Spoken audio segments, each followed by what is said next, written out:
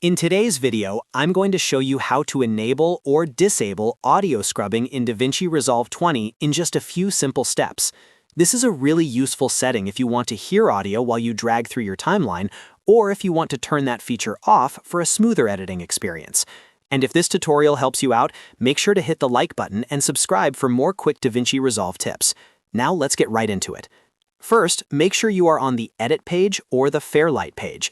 You can do that by looking at the icons at the bottom of the DaVinci Resolve interface and selecting the correct one.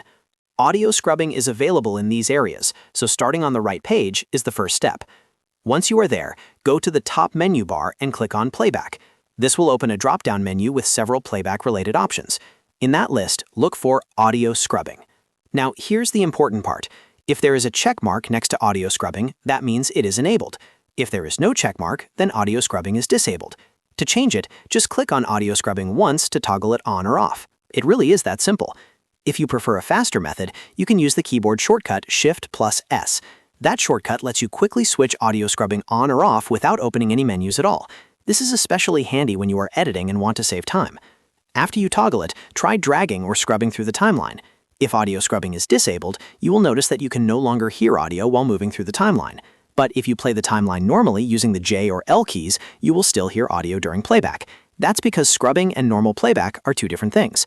So if you want to hear every little sound while moving frame by frame, keep audio scrubbing enabled. If you find it distracting or you just want a quieter editing workflow, turn it off.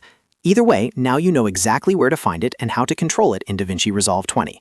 If this video helped you, please give it a thumbs up. Subscribe for more DaVinci Resolve tutorials, and let me know in the comments what feature you want to learn next.